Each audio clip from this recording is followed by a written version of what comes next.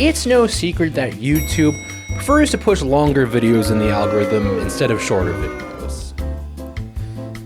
Unless that video is a short, then feel free to go buck wild. But the 5 to 10 minute middle ground, where my videos live, isn't really the best place to be in the current YouTube algorithm. I am compiling all the videos I made in 2024. That is 12 different videos, the entirety of season 1 into one, I don't know, this is probably gonna be like an hour and a half long marathon to maybe do good in the algorithm. Probably not. It probably won't do good in the algorithm. Instead of just cutting all the videos together, uploading it and calling it a day, I'm actually going to be doing a little bit of an intro for each video, telling you some fun facts, maybe behind the scenes, maybe some retrospective on that video if it's been some time since it's been uploaded. But the vast majority of this video is re-upload. So if you don't like long form, which I understand, go and just watch one of the individual videos on this channel if you haven't already. And if you are here for the little intro tidbits, because you've seen all my videos, I've timestamped everything so you can just skip around to just simply watch the new stuff. The first video we are looking at is actually the longest video on this channel besides this one, clocking in at a whopping 17 minutes. It's that long because not only do I make one recipe or two recipes, I make two recipes and then combine those two recipes into a third recipe. And despite how old this video is at this point, I don't quite remember the date off the top of my head, but it'll be on the screen somewhere, probably behind me right now. Despite how old it is at this point, I'm actually very fond of this video. Obviously, it's not perfect. It's still pretty rough around the edges. The identity isn't all there, but I like it a lot more than I thought it would. So without further ado, here's the pickle video for you. Oh, that sucked.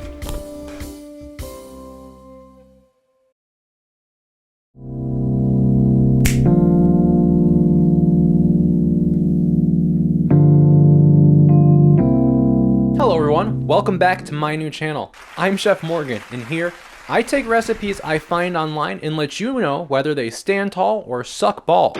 Sex sells, and that's why for this first video I have not one, but two phallic recipes. Both of the recipes we're trying out today are pickle themed. I don't really know why I said pickle themed. All I mean by that is that both of these recipes, the main ingredient is a pickle. The first one is apparently a semi-viral trend on TikTok. Now, if you've never heard of this before, don't worry, I hadn't either, but I saw one person call it a viral TikTok trend, so I'm just gonna take them at face value. Recipe numero dos is one I'm dubbing the PBR.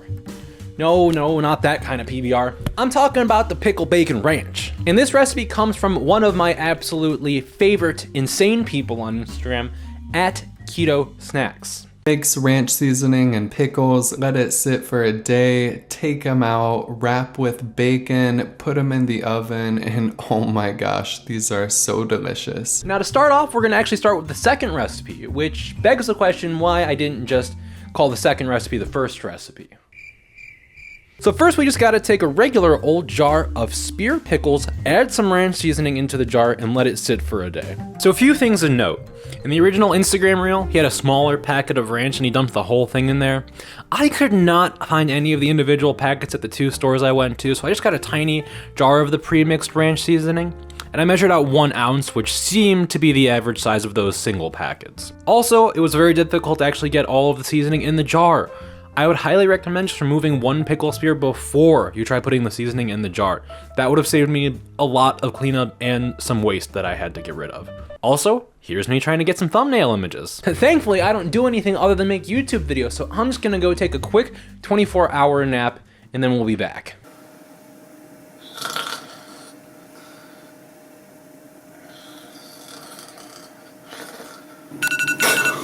My pickles! Okay, now that we've waited an entire 24 hours letting our pickles marinate in that unholy dill ranch dressing combo, we're gonna wrap them in some nice thick cut bacon, then pop them in the oven at 425 degrees for 20 minutes, which seems excessive, but I suppose we're going for some very crispy bacon. Now, I already turned my oven on, got it preheating, so let's go wrap these in bacon. Let's see how that goes. Now, this is the baking tray I'm gonna use. Here are the 1-day ranch marinated pickles and some Bob Evans hickory smoked bacon. It is fresh.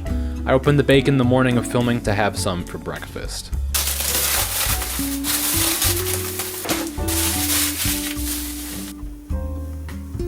This is like the slimiest thing possible right now. This does not feel fun by any means.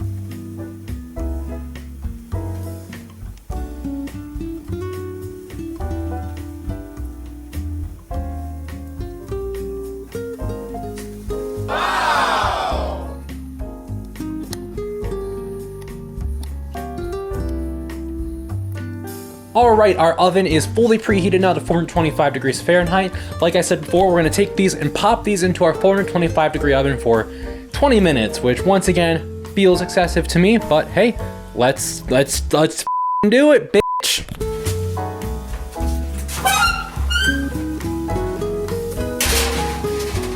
So it turns out I need to clean my oven door. I really wanted to get like a cool like time-lapse shot of them cooking, but apparently I need to get better about cleaning the oven door and I can't do it while the oven's preheated to 425 degrees Fahrenheit. So there's still 7 minutes on the timer right now. It smells great in here, but they're actually looking like they might need a little bit more than 7 minutes, which is crazy because I definitely thought 20 minutes is gonna be way too long. Okay, our 20-minute timer has gone off. I'm gonna pop these out of the oven, let them sit for about 5 minutes so I don't burn my mouth, and then we're gonna fucking eat them and review them. And I'm gonna talk about them, okay?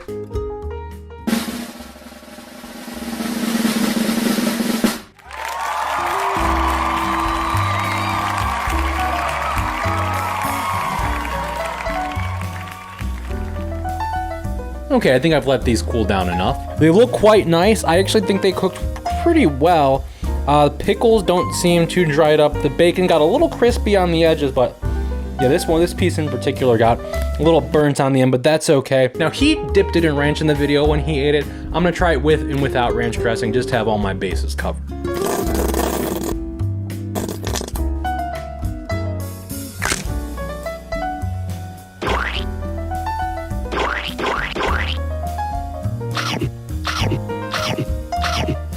Didn't let it cool down enough. Okay, so here's my thoughts. I'm really glad I tasted it without the ranch dressing at first, because to be honest, the ranch dressing seasoning, dill marinade, didn't really come through that much. I even took a bite of just the pickle without the bacon wrapped on it, without any ranch dressing. I wasn't getting much ranch flavor at all, if any. I still just tasted the overwhelming flavor of dill on the pickle. Now, that being said, is a bacon wrapped pickle good? Yeah, it fucks. And if you dip it in ranch, do you get that lovely PBR pickle bacon ranch flavor combo? Yeah, you absolutely do. But does that make the 24-hour marinade completely pointless? I think so, yeah. If you really want the pickle bacon ranch experience, just take pickles straight out of the fridge, wrap them in bacon, bake them for 20 minutes, and then dip them in ranch. You don't need to wait 24 hours for the ranch seasoning to marinate because it really didn't do anything, which was surprising. So on the scale of easiness to make, I'm gonna have to take it to a 7.5 out of 10. It's pretty easy to make, and honestly, if you got rid of the marinating ranch step, it'd be like a 9 out of 10. It's a very simple recipe to make. The only thing that's like a little gross, a little difficult is wrapping the bacon around the pickle, which is still pretty easy. Taste-wise, for me, I'm gonna have to go a 9 out of 10, a solid 9 out of 10, and I am taking that with the ranch dip. I'm gonna give that a 9 out of 10. That being said, this is probably gonna be a pretty divisive recipe. Pickles are, usually people either love pickles or hate pickles, and I feel like ranch dressing is a pretty similar thing. If you like these foods, you're gonna like them combined together, and I would strongly recommend it. On to recipe number 1. Up second, we have recipe number 1, the Chickle. Now in the intro, I didn't really explain what the Chickle is, I just showed you a short clip and then moved on. Now clearly the ickle comes from pickle, but where does the CH come from? What? Chicken? Cheese? Chives? It's cheese. It's cheese. It's a cheesy pickle. Yeah. If you're lactose intolerant, get the fuck off my page. This kitchen is a tolerant, safe space for all lactose. No, but seriously, this recipe is like 50% cheese, 50% pickle, so definitely not for those with a weak constitution. Shit, I just realized I'm not even in my chef uniform. Give me 1 second while I go get changed. Whew. All right, there we go. That's better. What do you guys think? Do you prefer the chef jacket I was wearing before or the nasty apron that I'm wearing now? Let me know in the comments below. Although I didn't explain the recipe in the intro, I did let you know that this is a trend kind of going on right now. But the first place I saw it and the place I'm taking the recipe from is at Kaylin and Kaylin on Instagram. Hey, hold on a second. Upon further inspection, they took the recipe from at Freddy Artega 98 on TikTok. Those motherfuckers almost fooled me. Fuck you, Kaylin, and double fuck you to the other Kaylin. This recipe is pretty simple. I'm gonna quickly flash all the ingredients you need on screen right now, and we're gonna go cook it. Looky here, all the ingredients shown once again. Almost feels redundant to have wrote it all out 2 seconds ago. So first we are gonna take our shredded mozzarella cheese and just make a nice thick blanket of it on the pan before we turn up the heat. I did it this way so I could really control the size and coverage of my cheese without having to worry about it melting as soon as it hit the surface. Once you're happy with your layer of cheese, turn that bitch up. I'd recommend medium-high heat. Unfortunately, there must have been something stuck to the bottom of my pan or under the burner because less than 2 minutes in, it started smoking pretty bad. But once you get a little bit of melt going, you sprinkle a little bit of garlic. Oh wow, didn't show that on screen for long. A little bit of garlic on the cheese, then a little bit of grated Parmesan on top of that. Look at that. Now we're getting a nice bit of browning on the edges and presumably the bottom. So it's about time to come in with the pickle. And now is time for the scariest part, the roll up.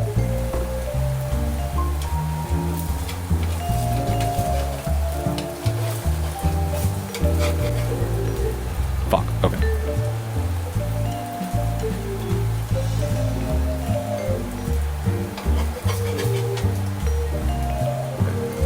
Oh god, we gotta go in with the hands. Nice recovery.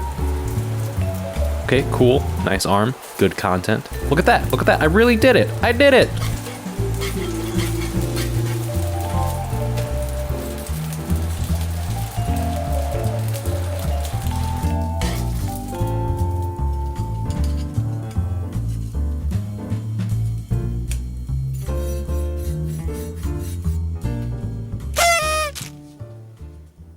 Boom. That's the Chickle, baby. Not to toot my own horn, but I think I kind of nailed the golden brown cheese outer casing. I think I did a pretty damn good job at that. I actually thought I was gonna fuck that one up real bad. It was a little touch and go there for a second because as the cheese was browning, I was struggling to get not only the grated Parmesan open, but also struggling to get the pickles open. So I thought I might burn it, but we nailed it. Now this guy also put a little bit of ranch dressing on the top of his Chickle. Like I did with the second recipe, I'm gonna try it first without any ranch dressing, and then I'll try it with the ranch as well.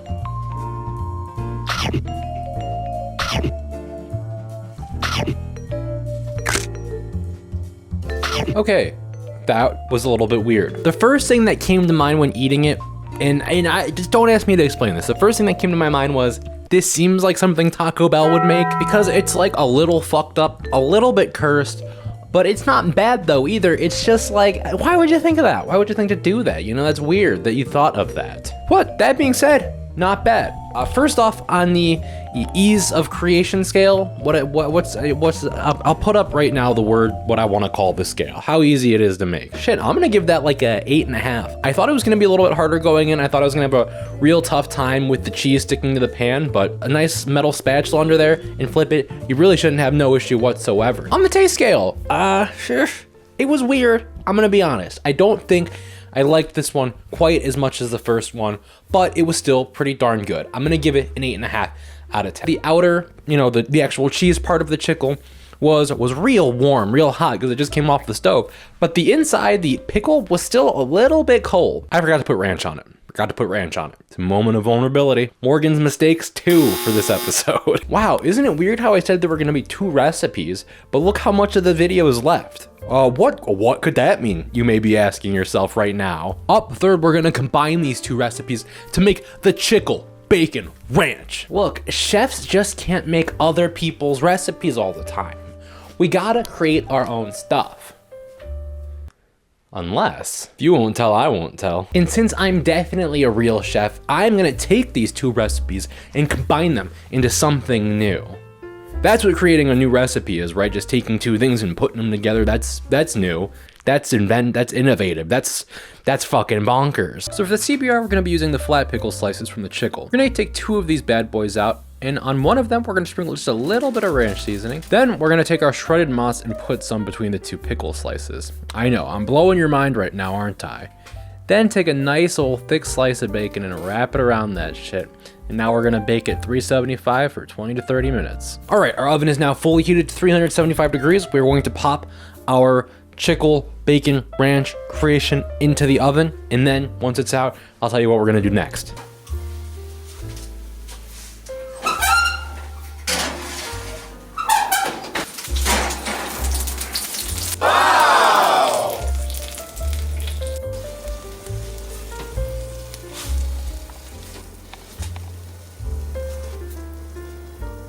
I let that sit in the oven at 375 degrees for approximately 25 minutes, just a little bit over 25 minutes. Now what we're gonna do is introduce the rest of the Chickle portion. I know we sprinkled a little bit of mozzarella cheese in between the 2 slices of pickle, but we are going to create the full casing on the CBR as well. I mean, you can't just incorporate the Chickle recipe if you're not gonna do the outer cheesy shell. Nice, that definitely wasn't a weird cut at all that I had to do in between 2 words.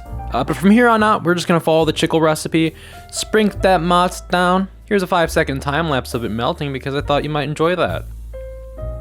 I know it didn't look like it because that clip played at like 8,000% speed, but I did sprinkle garlic and parm on this as well. Now we drop our fully cooked bacon wrapped pickle, and once again, attempt the roll.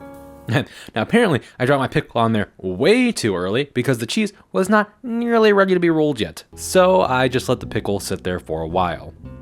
Really epic cinematography moments, my arm blocks the camera for like the entirety of the flip. Fuck yeah, that's the CBR. Okay, the Chickle Bacon Ranch has been created, which is probably the first time anyone has ever said that. Maybe? Gotta say, this thing is fucking hefty, guys. But I'm excited to try it.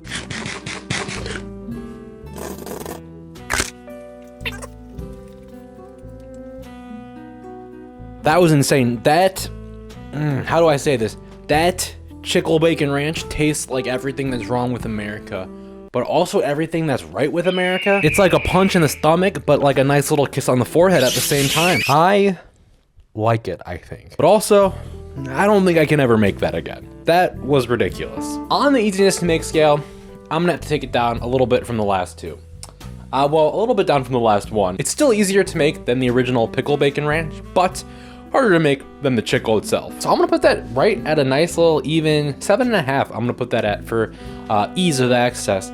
And then for the taste, that's a 10 out of 10. That's the best thing we've had today. Oh my God. I think the bacon really took the Chickle up to a whole new level. I think the Chickle was definitely missing some savoriness to it. So yeah, 10 out of 10. For the Chickle Bacon Ranch. Hey, and look, I made something new. So now I can say I'm definitely a real chef. That should be the name of the channel.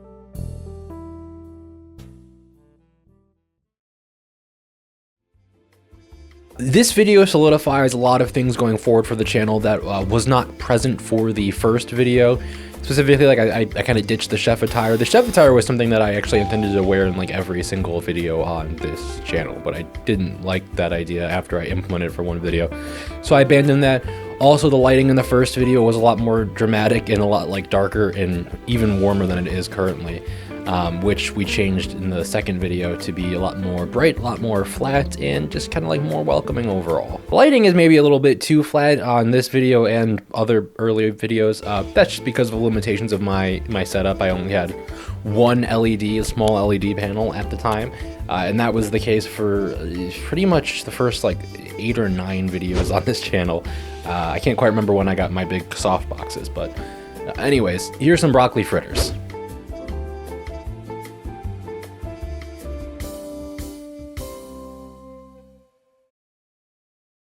Welcome back, everyone. Hello, everyone. Welcome back to Definitely Real Chef. I am the host, Morgan Park.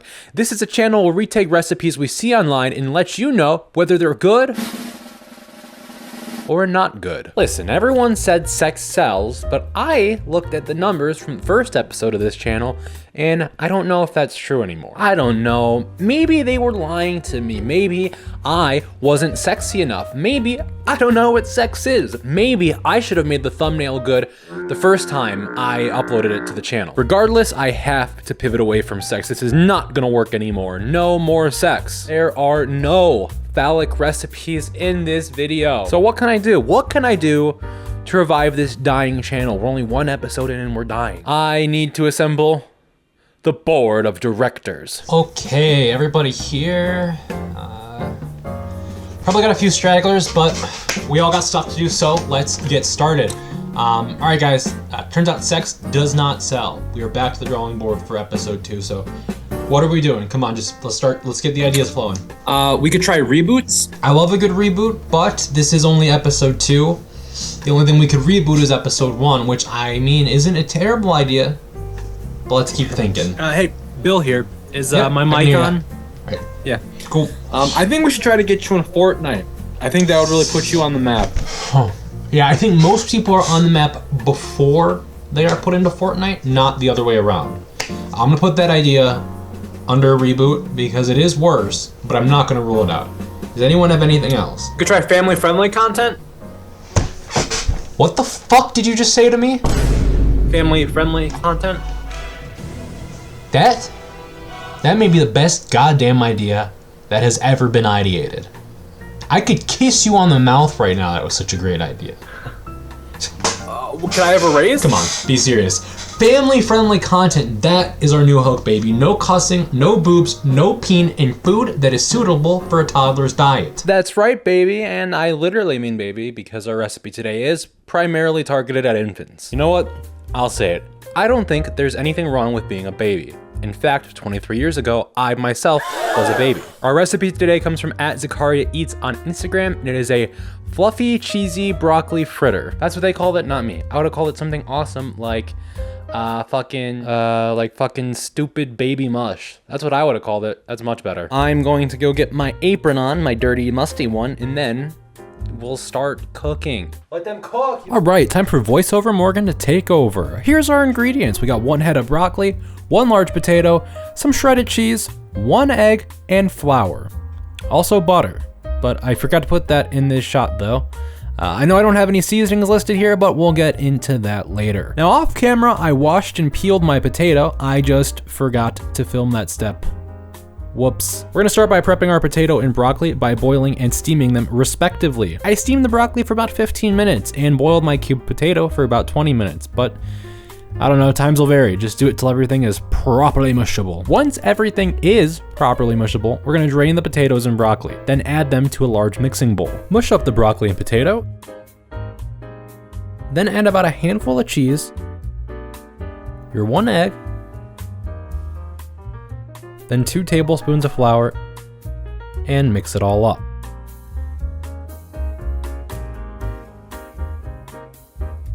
Once it was mixed up, I put mine into 2 separate batches, 1 batch seasoned and 1 batch unseasoned. Now you may be asking, why? Well, because the original video didn't say to season them with anything specific. It said they were good enough to eat without seasoning. And although I haven't actually tried them yet, I beg to differ. Season your food. Always. I used a pretty basic seasoning spread of garlic salt, black pepper, onion powder, and cayenne pepper. From here it's fairly simple. Grease your preheated pan with some butter and plop your mixture into some nice snackable sized pancakes and cook them on medium heat for about 7 minutes on each side or until golden brown. When you pull them off, they'll probably be a little bit more malleable than you want them, but that's fine and they should stiffen up a bit once they cool off for a few minutes. Voila! Fluffy, cheesy broccoli fritters. Okay, I just finished cooking both the seasoned and non-seasoned versions. Now you may be wondering why there is a seasoned and non-seasoned version. Well, that's because the whole point is to try recipes we find on the internet. So if the recipe says, you don't need seasoning, then I should by proxy cook one at least without seasoning. So half the ones I made seasoned, half the ones I made not seasoned. We're gonna start off with the unseasoned ones. Wow!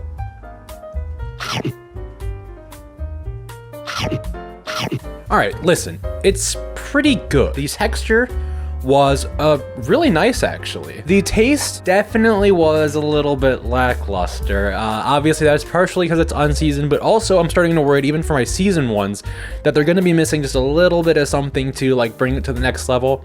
My first thought right off the bat, one, obviously add seasoning. We're going to see if that helps.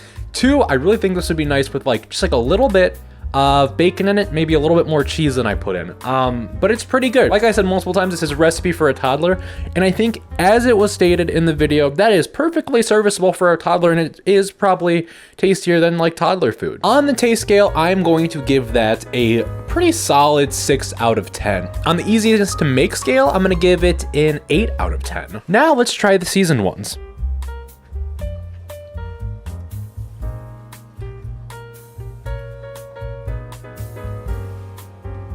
Oh, baby. Season those motherfuckers. Those are so much better seasoned. Oh my God. I'm wrong. You don't need to add bacon to this. Just forget the bacon.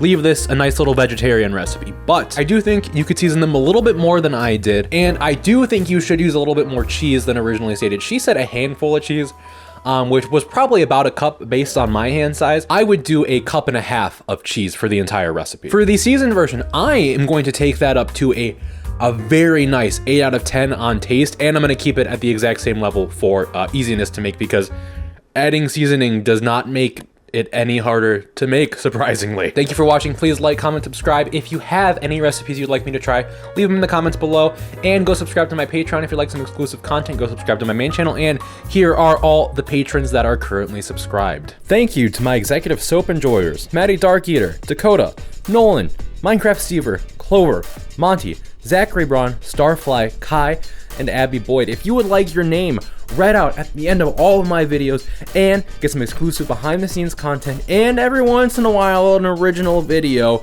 go subscribe to my Patreon. You get all of that for just $1 a month. Link in the description. Following the broccoli fritters video, I took a hiatus for a little over 2 months. In that time, I was honing my writing skills a lot. All of that writing was pretty much just exclusively going to the sketch comedy channel Grab Bag, which I'm still on, and I have recently wrote a sketch for, which should be done in the next month or so. This spicy pretzel video features probably my favorite cutaway gag that I've done on this channel.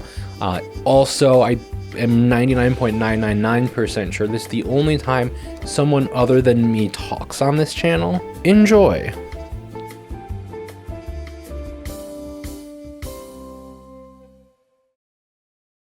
Wow. Look at those views. Wow. Those are the kind of views that make someone say, hey, not bad.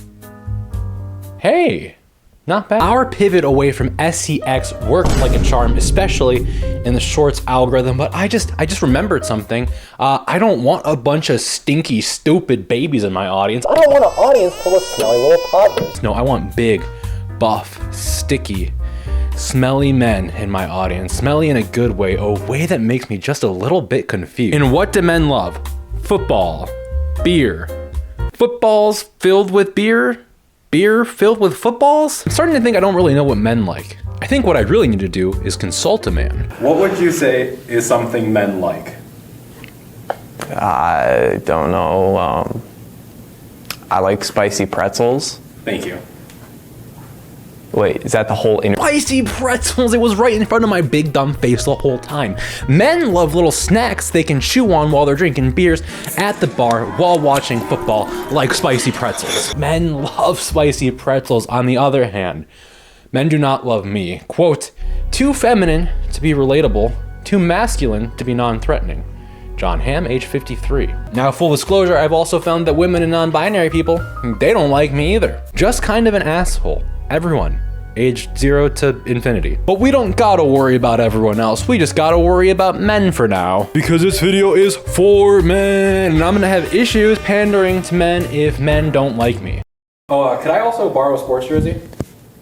Yeah, sure. Thanks. There we go, a racially insensitive sports jersey. That is sure to get men on my side. Yeah, I also need some like of that the eye black stuff. Hold on. There we go, now I'm ready to crush beers and fuck bitches. Now apparently players wear this underneath their eyes to reduce glare from stadium lights. I, on the other hand, am using it to attract men or whatever I said before. Let's be honest, half the things I do are because I like playing dress up and pretend. I'm like if Dean Pelton from Community had a YouTube channel. Now this is a cooking channel, kind of. And today our recipe is from @NoahCanBeatThisHeat on Instagram, and it's pretty simple. All you need is butter, bag of pretzels, hot sauce, ranch seasoning, garlic powder, spicy dry rub, and hot honey. Oh, this recipe has ranch seasoning. Oh God. Also, it was very difficult to actually get all of the seasoning in the jar. I would highly recommend just removing one pickle spear before you try putting the seasoning in the jar. Well, even though I hated touching it and I hated the smell before, at least our original purchase is getting some use again. Also, Benny T's dry hot sauce. Really, what is this, a fucking brand teal? Okay, I guess I'll Google Benny T's hot sauce to see where I can get it. Oh, that's odd. Apparently, Benny T's doesn't really give a shit about gluten-free people. Thankfully, I don't either, but I'm still not gonna buy this shit because it's too expensive and I'd have to pay shipping and all. I'm just gonna get a dry, spicy mix that looks similar. Also, he didn't specify what kind of hot sauce to use, so I am going to get a hot sauce that is hot. Oh, and I probably should have said this a few minutes ago, but hi, I'm Morgan Park. I am the host of Definitely a Real Chef, where we take recipes we find online and let you know whether they're good, bad, and how easy they are to make. First, we're gonna start by bringing a big pot up to medium-high heat and let our butter melt in there. I use 2 sticks of butter, but honestly, I think you would be fine with just 1. Next, you're gonna get a bowl of pretzels and dump them in there. Make sure to mix them up real well so your pretzels get nice and coated. Next, you'll add a half cup of your hot sauce of choice, then a 1/4 cup of hot honey. Then we'll add our seasonings, which we'll start with garlic salt / powder, ranch seasoning. Then finally, we'll go with our dry hot rub. And for all these seasonings, measure with your heart. Personally, both my hot sauce and hot honey were hotter than average, so I went a little heavier on ranch seasoning to help balance it out. Now spread them out on a baking sheet and bring your oven up to 300 degrees Fahrenheit and pop them in there for 30 minutes. Then once they're done baking, we are gonna let them cool off. Whenever there's a recipe that calls for you to get something really hot then make it cold, kinda pisses me off. Why'd I get it hot in the first place? Why did I in the cold food if I out hot the eat food? You know? Fuck, they're burnt. Butter, pretzels, mix, hot sauce, hot honey, garlic, ranch, hot rub, mix, sheet, bake, don't burn, and let them cool off. I'm thinking we're back. Despite our slight hiccup in the first batch being very, very burnt, now in my trash, the second batch has turned out great. I let them cool for 45 minutes in the refrigerator. You could probably do less time than that. You could probably just let them cool for like 30 minutes. Off the bat, just like scooping them into the bowl, what I did notice was that they're very stuck together. Yeah, I'm not finding many like single. Here's 2 together. Look at that. They look good. They don't smell as spicy as they did when they were cooking, which makes sense. Let's put it down the hatch. Let's see. I'll take a double, triple grimace shake on a yacht, 4x4 Sigma style. Bro, men are gonna love me for this one. This is fantastic. Here's the thing. Even though this second batch came out a lot better cooked, they aren't burnt to a crisp. Some of them are still a little bit overcooked. I had a real tough time spreading them evenly on the baking sheet before putting them in the oven. So in the future, if I were to make these again, I would put a little bit more love and care spreading them evenly on the pan. That way they cook a little bit more evenly, because some of them are done perfectly and they taste phenomenal. Some of them are a little bit overcooked. They have a little bit of that burnt taste to them, which isn't the greatest, obviously. That being said, man, this is the first 10 out of 10 on this channel. I highly recommend. If spicy pretzels sound like something that'd be a good deal, try making this at home. As far as easiness to make goes, I am going to have to give this 2 different scores, because I gotta score his recipe, right? I gotta score what he put on the internet. He was very vague in all of his instructions. His ingredients list was and his timing on the baking in the oven was way too long, which caused it to burn. I had to take 10 minutes off of his original baking time to get them to a good spot. So for his easiness to make, I'm gonna give it a 7 out of 10. I'm gonna go 6.5 out of 10, just because that time was way too long in the oven. And he wasn't very specific on how much of his ingredients he put in, especially with the butter, the hot sauce, and the honey. He really wasn't specific at all, which I didn't like. So 6.5 out of 10 for easiness to make. But if you follow my video, if you follow what I did, an 8.5 out of 10. Everything on the stovetop was like very easy, but letting them bake, obviously getting the timing right and making sure they all cook evenly was a little bit difficult, and it's just kind of annoying to have to let things cool when it's on a pan that big, and you want them to cool evenly just like you want them to cook evenly. So finding the space to either cool them in your fridge or just like leave them out on the counter is so 8.5 out of 10 for easiness to make. Sorry I've been so inactive on YouTube the past like month and a half, 2 months. I have been very busy making sketch comedy with my friends at Kent State University. Here are some videos, thumbnails of videos that I have written. And here are some more thumbnails of videos that I didn't write, but I acted in at some point. Links in the description for a playlist if you want to go check those videos out. I'd love it if you give us, some love on those videos. So thank you so much. I will be making more food soon. I already started working on the script for the next Definitely Real Chef video. Unfortunately, if you're here for the Morgan Park show, I want to give a huge thanks to my Patreons: Maddie Dark Eater, Dakota, Nolan, Minecraft Stever, Clover, Monty, Zachary Braun, Starfly, and Abby Boyd. All of you are the Morgan Park truthers. You have stuck around even though I haven't done fucking shit in like the last month and a half, but we're back. You get to hear me read your beautiful names out loud. And yeah, thanks so much for watching. Subscribe. We'll be back more with Definitely a Real Chef, as well as the Morgan Park show. I swear it's gonna make its return soon, so just stay tuned. I'll be uploading more shit on Patreon soon as well, so thanks. The pretzel video was definitely my best viewed of the first 3 videos, which got me pumped to make stuff. So there was only a 3-week difference between the pretzel video and the tuna pizza video we're about to watch. The narrative I propose in this video of how this recipe and idea came to be may sound like a joke or a bit, but it is genuinely 100% true, and having a funny story like that also made me really excited to make this video. So I hope you enjoy it. And if you've already seen it, I hope you enjoy it the second time around. Also, this, and not to do spoilers or anything, this recipe turned out so much yummier than I thought it would. And now that I'm a pescatarian, maybe I should give this recipe another try again, since it's fish-based.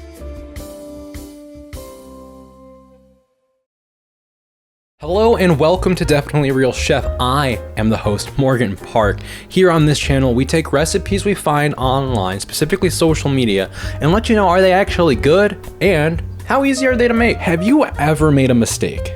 A mistake that is easily fixable, but you don't because, what's the point, Actually, how about I just give you guys an example because your tiny brains can't comprehend what I'm saying. Imagine you have a keyboard, and next to your keyboard, let's say there's some sticky liquid like a soda. Let's say there's a soda next to your keyboard, and you're moving your hand over. You knock the soda on the keyboard. Naturally, you go, fuck, I gotta get this soda off my keyboard. Maybe you even put your keyboard in some rice to try and save the electrical components. Seems reasonable enough. Now let's rewind that scenario, and instead of trying to fix the issue at hand, you just lean into it. That, my friends, might go something like this. A keyboard and some soda precariously placed next to the keyboard. That looks dangerous.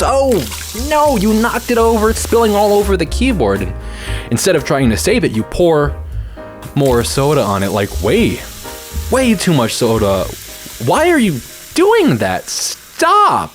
Please stop. And then, for fun, I don't know, maybe you get off on it, you fucking break the keyboard in half. That is what it looks like when you lean into the mistake. Now, why? Why am I making you imagine all of this? You're probably saying to yourself, hey, I came here to be entertained, not to think. Well, that, my friends, is because I made a mistake. And in this video, I'm leaning into it. I get my recipes from the internet, primarily from social media, because that's, the whole point of this channel. Well, one night, late at night, the depths of the abyss, 11 p.m. Eastern Standard Time, I was in bed, doom scrolling Instagram Reels, and I saw a reel from a creator I actually happen to enjoy. Keto Snacks, who is honestly an insane person and was actually the source of one of my recipes in the first video on this channel. Now, he was making a pizza with protein crust, using a can of chicken to form the crust. Now, honestly, this is a technique I have heard of before and tried myself even, and it's fine. But that is not what I thought he did. In my sleepy, delirious state, I thought he was making the pizza crust out of canned tuna. I was appalled, to say the least, and it wasn't until after my initial viewing that I realized the mistake I had made. It was chicken, not tuna. But you know what they call tuna? Chicken of the sea. And in case you still don't see where this is going, I'm making Keto Snacks pizza recipe with tuna instead of chicken as the crust. Our ingredients are can of tuna, grated Parmesan, 1 egg, enchilada sauce, queso, shredded cheese, jalapenos, black olives, onions, taco seasoning. First, open up your can of tuna and drain out the disgusting liquid in there.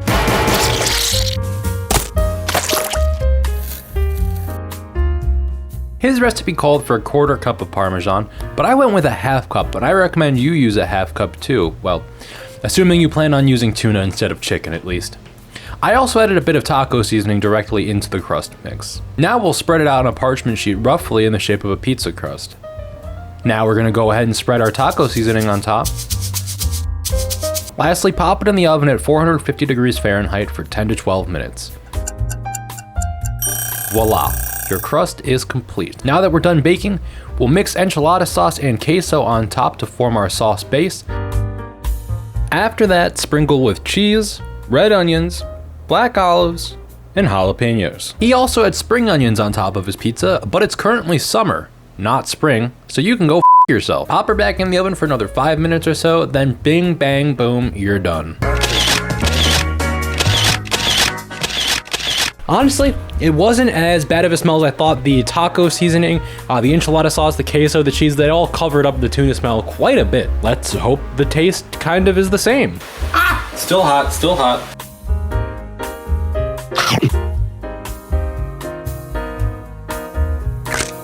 Well, I'll be damned. I genuinely do understand why they call tuna chicken of the sea now. That was pretty good, actually. I was right in the sense that everything else that was on that pizza and in that crust completely covered up the taste of tuna. Even in the, like, I'm trying to like taste it on my mouth right now. All I can really taste is the jalapenos and the enchilada sauce and the cheese. Those are the 3 main flavors that came through and the 3 main things that are still dominating my mouth right now. I'm gonna have to give that taste-wise 8.5. I'm gonna give it an 8 out of 10. I think that the crust substitute, while it's pretty good, it does lack a little bit of structural integrity. It has a little bit of a weird floppiness to it. The crust texture is something you would expect out of a bad pizza. So I'm not a huge fan of that. I imagine the chicken would probably be similar since, you know, it's not real crust. The combination of ingredients and toppings to make like a Mexican pizza, I think is what he called it in his TikTok. Good, I really enjoyed all of that. Easiness to make. This is gonna be one that's a little bit more difficult to rate because while the steps were pretty easy and I executed it flawlessly the first time, one, there were quite a few ingredients and things you wouldn't normally have lying around the house like enchilada sauce, queso, or canned tuna. And also, while the scent did eventually get covered up by all the other ingredients, mixing in the canned tuna, that was smelly and not super fun. So I'm gonna dock it points there. Other than that, it really didn't take too long to do. And like I said, I got it right the first time, which is not always the case on this channel. I'm gonna overall give it an 8 out of 10, mainly docking points for the grossness of the tuna. Thanks for watching. If there's another recipe you want me to try, let me know in the comments below. As always, I want to give a huge thanks to all my Patreons: Maddie Online, Dakota, Nolan, Minecraft Stever, Clover, Monty, Zachary Braun, Starfly, and Abby Boyd. If you would like to see your name at the end credits of my videos and just help support this channel overall, help keep the dream going, go in the description, subscribe to my Patreon for $1 a month, and you will get your name at the end of these credits.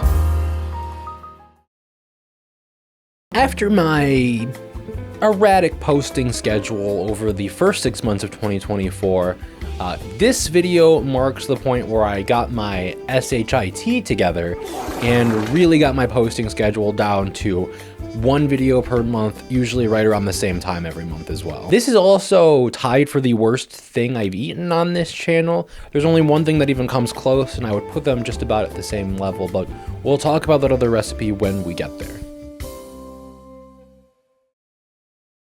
Hello and welcome back to Definitely a Real Chef. I am definitely the real host, Morgan Park. You ever see something that makes you go, huh? Hopefully that is what you thought when you saw the thumbnail and title to this video. That feeling of, huh, is exactly what I thought when I saw this post from hillside.h.olmsted. For my less eagle-eyed viewers, this recipe right next to me is a chocolate pudding recipe that calls for 1 dozen hard-boiled eggs. Which is weird, because that's not usually how it's made.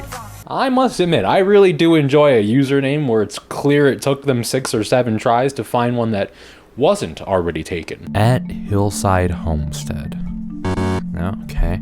At hillside.homestead. Alright. At hillside_homestead. Then you want to put 1 hard-boiled egg into some pudding? Go for it. 2? Sure, knock yourself out, but 12? An entire dozen. You should not be hard boiling a dozen eggs at a time unless it's Easter, or you're making deviled eggs, or if you're making deviled eggs at Easter, I guess that's fine too. Now listen, I hate to yuck someone's yum, but I feel as if in this case I have a civil obligation to yuck someone's yum. So I address this message to Hillside Homestead personally. Yuck. I hope somebody will execute me or exterminate me. At the very least, I hope someone will be putting me out of my misery before I have to eat this. Oh, stop. I was just joking. I don't want to die. What? They made pudding out of hard-boiled eggs. Hillside Homestead again? Wait, yeah, how'd you know? I've gotten 3 complaints about them this week. Gotten 3 complaints? What? Who are you? How do you live with yourself? I put up with the questionable ethics of buying chain store grocery eggs by, making something that tastes good, something normal, a perfect sunny side up egg, a rich, delicious dark chocolate cake, a deviled egg. But you boil them up, grind them into a fine powder, and make them into pudding? What's wrong with you? I think you might be a supervillain. I think you're a supervillain. I think you're the Joker, and I'm the Batman, and I'm gonna have to stop you. Where is he? Where is he? I'm Batman. I'm Batman. I'm Batman. But the chase for views makes a villain out of me too. So our ingredients are 1 cup of milk, a 1/3 cup cocoa powder, 1/2 cup raw sugar, 1 tablespoon vanilla extract, 1/4 teaspoon of salt, and 12 eggs. The normal ingredient list for pudding, I suppose. First, we're gonna take 12 normal eggs and hard boil them. Then let them soak in a big ice water bath for about, let's say about 20 minutes. And while you're waiting for your eggs to cool, this is actually, now that I'm thinking about it, off the top of my head, this is actually a really good time to go film another video. Me personally, I'm about to go film an exclusive video for my Patreon where I'm eating something called the Plowman's Lunch, which consists of buttered bread, cheese, onion, and ale. So if you want to watch me eat that and delve a little bit into the history behind that meal, go subscribe to the link in my Patreon below. And you'll also get your name at the end of all of my videos. As you'll see if you watch to the end of this video, I'll read everyone's name out who is subscribed to my Patreon. Back to the recipe. After we let our eggs cool in the ice bath for about 20 minutes, we are going to begin the long, grueling, and arduous task of peeling 12 hard-boiled eggs. Out of all 12 I peeled, only 3 gave me trouble, so I'll count that as a win overall. Then what we need to do next is very simple. Combine all our ingredients in the mixer. 12 hard-boiled eggs, a cup of milk, a 1/3 cup cocoa powder, 1/2 cup raw sugar, 1 tablespoon vanilla extract, and a 1/4 teaspoon of salt.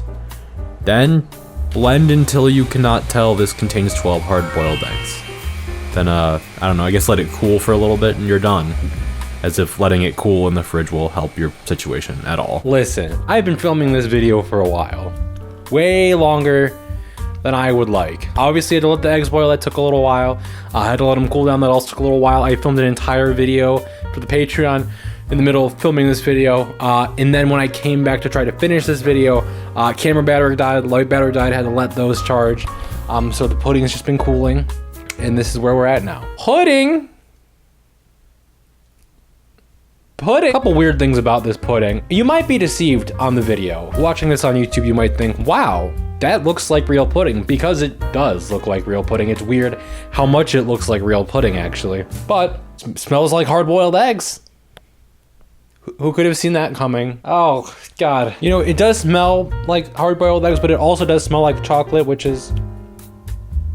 I'm actually not sure if that's better. I'm not sure if it's better to be eating a chocolate hard-boiled egg mixture or just a normal hard-boiled egg mixture. I'm exhausted. I am so tired. I hope this tastes good, but as long as it doesn't taste bad, I'm fine with that too. If this is your first time on this channel, we're time to hop on board. But how we do this, we break it down into 2 sections for the review. The first one is just how does it taste. The second one is how easy is it to make. So we have to taste it obviously first to, you know, review it. It actually has much more of a mousse texture than a pudding texture. It's a little bit thicker, a little bit more aerated. That could be for how long I blended it. I'm not sure, but it was really hard to get everything blended up and make sure there weren't chunks of eggs in it, but thankfully there aren't.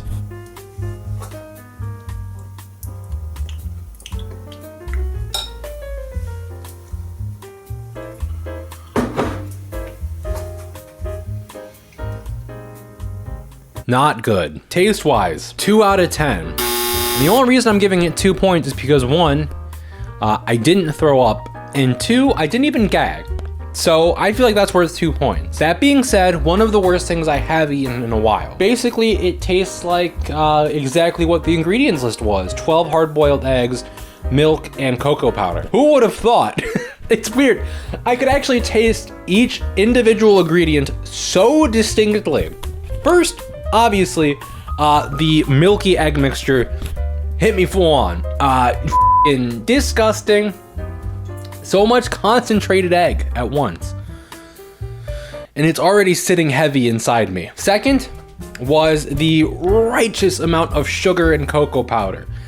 It was still a little grainy, which is, I'm actually shocked. It looks, I mean, pretty damn well mixed, but no thank you. That's not good. I'm not gonna eat that ever again. That being said, easiness to make, I mean, honestly, I'm gonna give it a 9. That was really easy to make.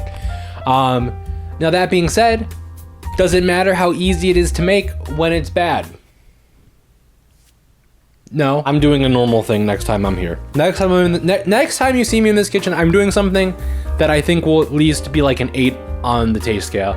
I'm tired of making things that are weird. I mean, I guess the tuna pizza, it was weird, but it did actually end up good. This one didn't. Pushed my luck too far. I don't know. I thought it might. I really did. 12 eggs is too much. That's the thing. That 12 is 12. 12. I think 12 eggs is too much. Thanks for watching. Subscribe. I would love if you'd just let me for a second give a huge thanks to all my Patreons. Maddie Online, Dakota, Nolan, Minecraft Stever, Clover, Monty, Zachary Braun, Starfly, Abby Boyd in Holland. If you'd like your name read by my beautiful voice at the end of all of my videos, go subscribe to my Patreon in the link in the description below. This next one is not only my most viewed video on the channel, most controversial in the comment section, it is also tied for the worst thing. I hit the green screen. It's also tied for the worst thing I've eaten on this channel with the hard-boiled egg pudding. Putting white people shit on the thumbnail really got everyone riled up. And to this day, I still do not care. Cope and see, white people. I'm white. Am I not allowed to say white people shit in my thumbnail? It's a great day for me to film a video, and apparently a great day for everyone else to mow their lawn. Welcome back to Definitely Real Chef. I am definitely not 20 birds in a trench coat. I am your host, Morgan Park. Bad news, I'm white. I know what you're thinking yourself. I know what you're thinking right now. Are you sure? How can this possibly be true? Are you self-diagnosing, or did you actually go to the doctor? What do you think? I'm making this up. I want this, that I'm doing this for attention? I took a 23andMe. That's right. They sent me a tube, I peed in the tube, sent them the tube, they sent me back the tube, told me that's not what you're supposed to do with the tube. I spit in the tube, sent them the tube for the final time, and they told me I'm white. That's it. That's all it said, just, you're white. I opened the app, I logged in, I linked it, and it just said you're white. No nationalities or percentages or anything like that, just you're white. Tried talking to a customer service rep about it, and they just sent me this image. Nope, not that one. Yes, that one. You may be thinking, what does any of this have to do with today's episode? That's a good question, and I have the answer. Yes, today's recipe was one that was almost certainly made by someone of the Caucasian variety. You know, someone who would make something like a green bean casserole or a macaroni salad or a coleslaw. You know, bonus point if you got raisins in the macaroni salad or the green bean casserole. or the coleslaw. Today's recipe is just like one of those things, but worse. Today's recipe is like if an alien was trying to learn what humans eat by using a machine learning algorithm, but the only data points were memes about what white people eat on Instagram. I guess the alien. Today we're eating summer pasta salad. Or maybe summer pasta salad. I don't actually know which way it's going. Also, the name isn't that scary. Yeah, the name's very normal. The recipe is what the scary part is. Today's ingredient list is easily the most disgusting we've seen on this channel. And after this video, I am gonna do something at least semi-normal, somewhat appetizing. But that's next video, and right now is right now's video. So our ingredients are pasta, mayo, kidney beans, peas, carrots, Italian dressing, and pickle juice. Now in the comments, the creator at Great Home Crafting said should be macaroni style, referring to the noodles used, as if that would help. But that's not what you used, girl. And as per the imaginary rules regarding this channel, we have to use angel hair pasta too. Hell, I'll just make both kinds of pasta. One of the top comments on this video says, something has to be done about these people. Yeah, there literally isn't a single measurement on this godforsaken video, so I guess we're just fucking winging it today. For some reason, I use fresh carrots, so I'm gonna start with those. Gotta wash them and peel them. Then I'm gonna steam them for about 10 to 15 minutes or until soft. I mean, I'm just assuming that the carrots used in the video were soft. Once again, literally no directions or measurements were provided, just ingredients. Gotta love it. I also started boiling water for each of my noodle types while the carrot steamed. Once the water comes to a boil, throw your noodles in there. Once your carrot is steamed, dice it up. And once your pasta is cooked, let it cool down. Drain your canned kidney beans and your peas. Put the noodles in the bowl. Then your mayo, Italian dressing, carrots, peas, kidney beans, and pickle juice. Then mix it all up. Boo! Everybody boo white people. Yeah, so I have both made. They're off to the side right now. I did do both angel hair pasta and macaroni noodles. That being said, I definitely see why macaroni noodles would be preferred. Nothing really mixes together with the angel hair pasta. Whereas with the macaroni noodles, I mean, I don't think it's gonna be better really, but it is more evenly dispersed, all the ingredients are. It doesn't smell good. I know it does, that shouldn't surprise me, right? It shouldn't surprise me that what I just made doesn't smell good. The Italian dressing, mayo, and pickle juice combination, not great. I spilled pickle juice on the counter and on my hand, so I'm a little peeved, but that's not gonna stop me. I'm a little peeved about a little bit of pickle juice on my counter. That's gonna ruin my day. Are you kidding me? Yeah, right, buddy. Get a grip. Eating this could ruin my day, though. That definitely could. I'm just realizing this now. I think I saw her put some like salt and pepper on it after it was all mixed together. I'm gonna do that real quick. I feel like it might help a little. Got a little pepper in my nose. I think I got a little pepper in my nose. Try not to sneeze. Ugh. Listen, I'm not saying I want to get a bite with all the ingredients, but if I did, it would be very difficult with the angel hair pasta. It's just like, what the fuck is this, you know?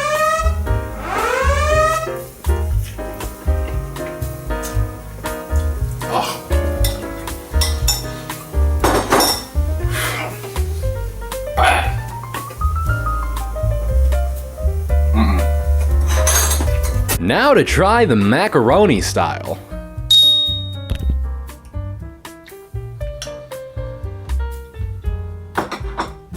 This is fucking awful. There's literally only one thing that's difficult about being white, and it's having to defend shit like this and try to explain why white people do shit like this when I don't know. This doesn't taste good to me. I have no possible idea who this could taste good for. I'm gonna be honest, it doesn't help that I don't really like peas and carrots that much. How about the random fucking kidney bean ad in there too? It's just like they're throwing shit in there. It's it pisses me off a little bit. It is not good. This is the worst tasting thing I've had on this channel so far. I think it is actually worse than the egg pudding, which is a crazy sentence. Worse than the egg pudding. I think I gave the egg pudding a 2 out of 10. I'm gonna give this a 1 out of 10. I couldn't swallow it. I mean, I could swallow the egg pudding at the very least. I couldn't swallow this. I had to spit it up. It's nasty. The aroma's coming off. It's terrible. The pickle juice and the mayo and it's so bad. I mean, I feel like I don't even have to explain why it's bad. I feel like anyone who has tasted food before would understand why this tastes bad. For the easiest to make score, you know, it's pretty easy. It's just shit in a bowl. So I'm gonna give it a 9.5 out of 10. Pretty damn easy to make. That's it for today's video. A little bit shorter than usual, I think. So thank you for tuning in regardless. I'll be back soon with something that actually looks good and is hopefully yummy to eat. So, yeah, bye. Wow, I just want to give a huge thanks to all my patrons. Maddie Online, Dakota, Nolan, Minecraft Stever, Monty, Zachary Braun, Starfly, Abby Boyd, and Holland. If you'd like your name right at the end of my video and just, you know, keep the dream alive, go to the link in my description and subscribe for $1 a month. Cool. Coming off my best performing video is arguably my worst performing video on this channel. I don't think there's anything that sticks out as like being bad about this video as a whole. I think it just wasn't necessarily a super intriguing recipe to people. I don't think it made a good thumbnail or a good title, but I think the actual video itself is perfectly solid. I don't look back on it with any dismay or regret.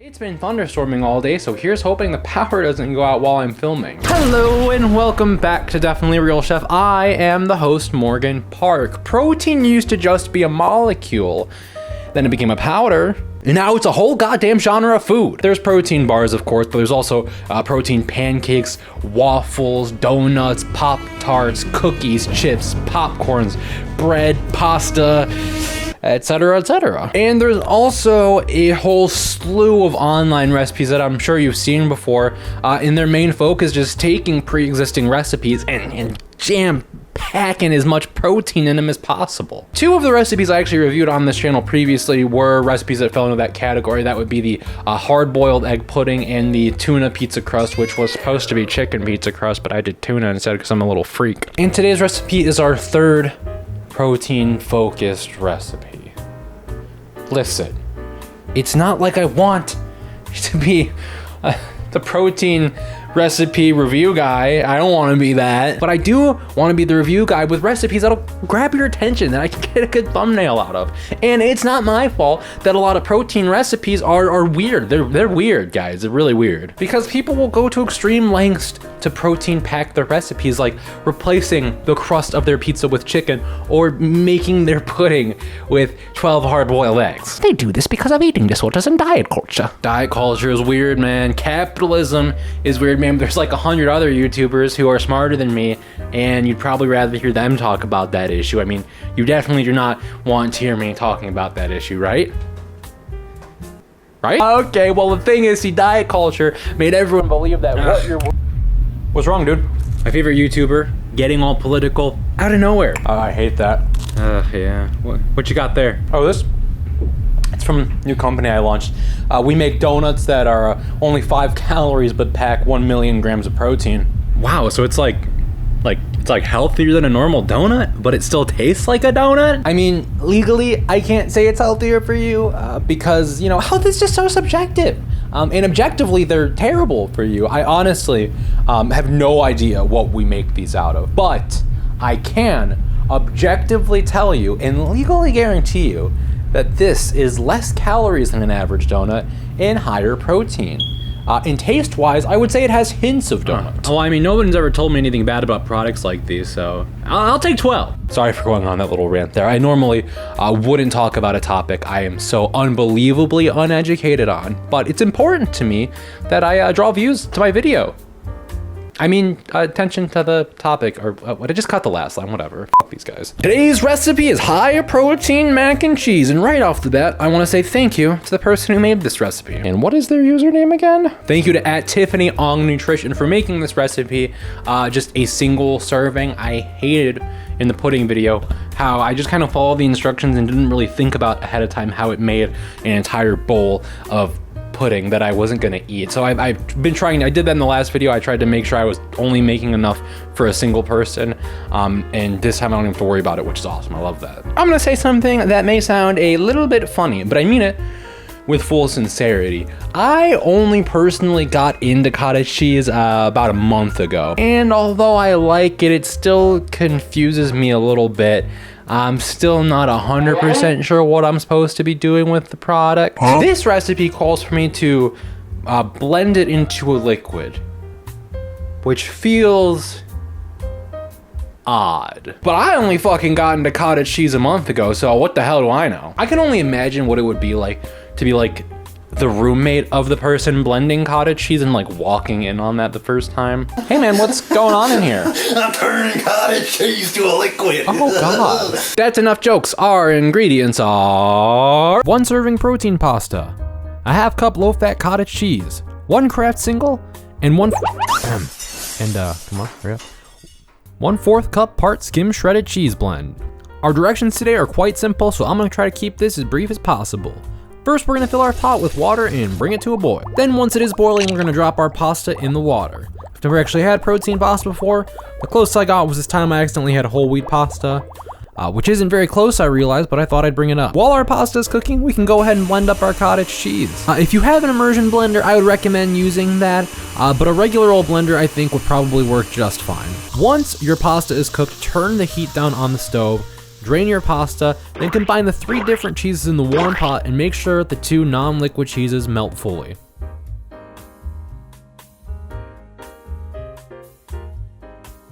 I added just a little pinch of black pepper here. That wasn't in the video. I just felt like being a little crazy. Sue me.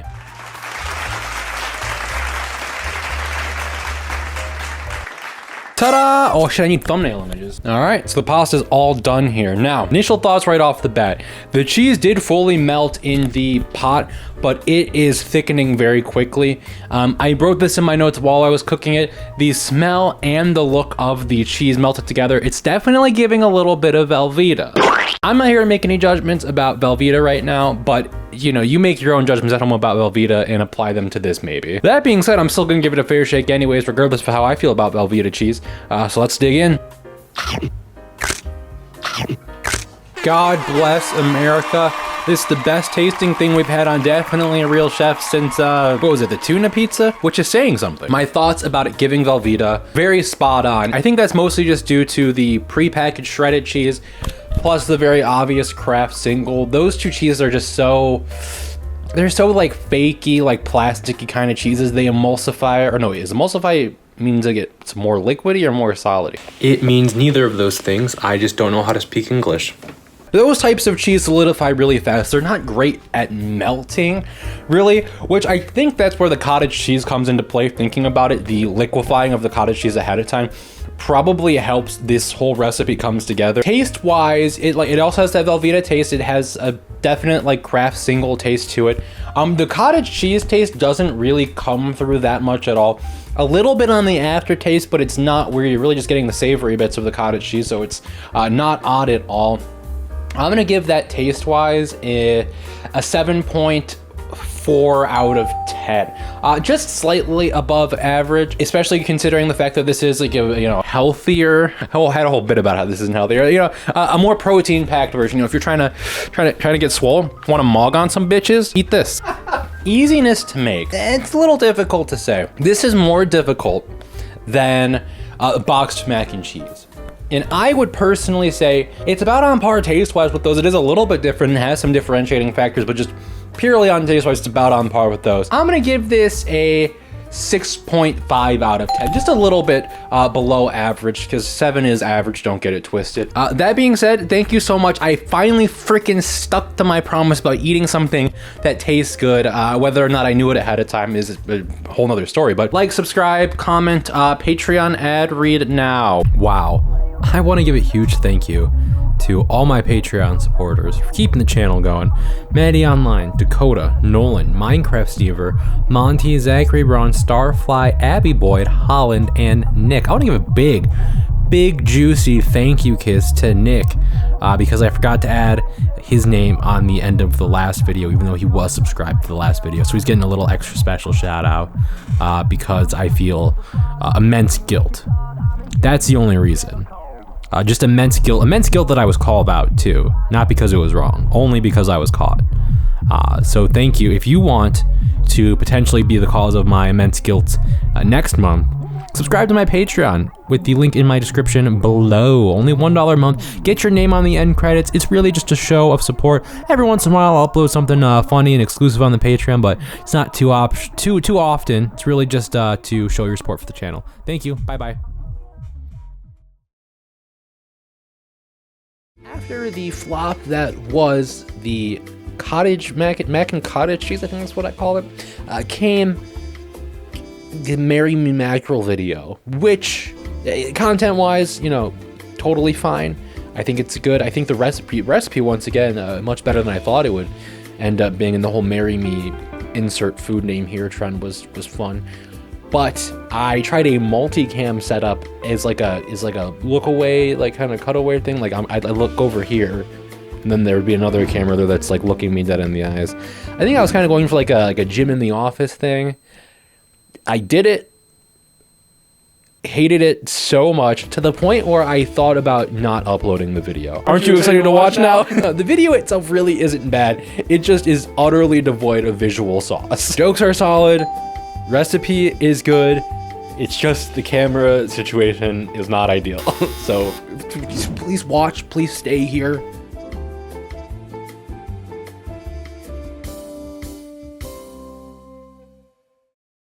Canned fish is something that I would say tends to elicit a reaction in many people, that reaction being, well, disgust. And with most weird food items from Europe, I tend to agree. Sorry, European subscribers. But personally, it doesn't elicit that reaction in me. I used to be a little scared of it, but that was before I tried it. Way earlier this year, back when I still had hair on my head, I actually tried canned fish for the very first time. I had never had it, and I wanted to see if it was for me or if it was really as gross as it seemed, and I made a little video for it on my Patreon back when I maintained the illusion of doing things for my Patreon. Didn't like it, didn't hate it. Thought it was a bit plain, which is probably because I had it straight from the can, and I haven't really thought about canned fish since then, and honestly I forgot I made that video. That was until I saw this come across my timeline recently. Can we get a witness because you're about to marry me mackerel? Marry me mackerel? First off, I'm taken. Second off, I'm not even a mackerel. Third off, if I was a mackerel, that would be bestiality, you pervert. Or at least I think it would be bestiality. I don't really know if people with a sexual attraction to fish exist. And I really don't want to know. In the United States, people are getting married less frequently and having kids less often. The question now is, Marry Me Mackerel the solution to the downfall of traditional American values? Probably. Now, the creator at good.vibes.cooking said something in the video that caught my attention and also the attention of literally everyone else who watched the video. The last step was to grate some Parmesan cheese. And remember, fresh is always best. Fresh is best? You use jarred garlic, bottled lemon juice, and the whole recipe is based on fucking canned fish. Now, I made a whole skit about bad usernames 3 weeks ago, and I don't like rehashing shit, but at Good Vibes Cooking, way to let everyone know you picked the very first username you thought of. Me? I picked the second. Yes, I am better than you. Alert, alert, alert. This is our first recipe that poses a potential cancer risk according to the Instagram comments, so let's see if that's true.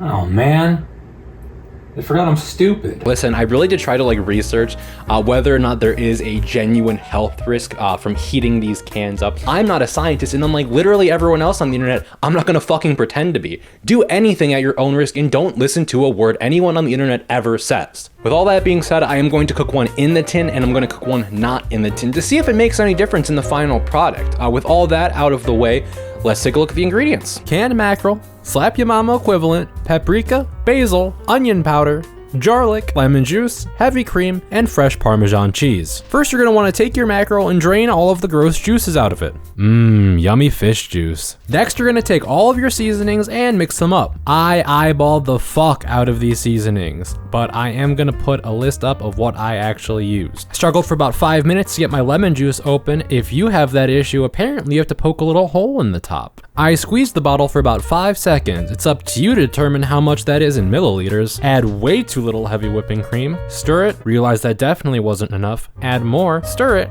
still not enough. Add more. Wait, no, add a little bit more. Stir it, but this time very carefully because you didn't mean to make this much and the ramekin is kind of small. Next, you're gonna fluff up your mackerel, and holy shit, these things felt like goddamn rubber. Not boding well for the taste test, but we ride regardless. For my non-BPA infused portion, I'll be using this lovely Pyrex container which I got last Christmas. Once your stuff is properly fluffed, you're gonna pour that creamy seasoning mixture over your fish. Tap your shit a little bit to let the ooey gooey get in your cracks. Then realize that tapping ain't doing shit and force it in there. Shred up some cheese and top your mackerel with it. Then pop it in the air fryer at 400 degrees for about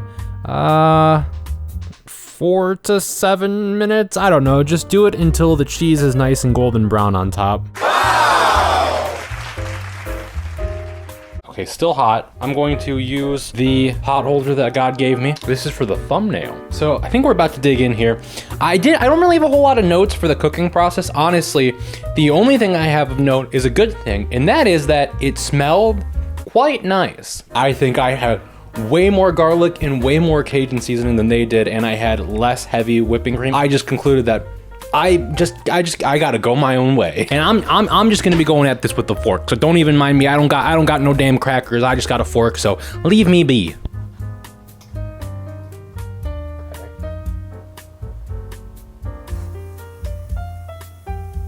What are you looking at? You know, there are some foods you gotta like take some liquid in before you can start talking again. Like they just kind of like gunk up your mouth a little bit, make it kind of hard to speak. This one definitely falls in that category. The tough preserved fish, the heavy cream, and the grated Parmesan cheese really make this like a mouth gluing experience.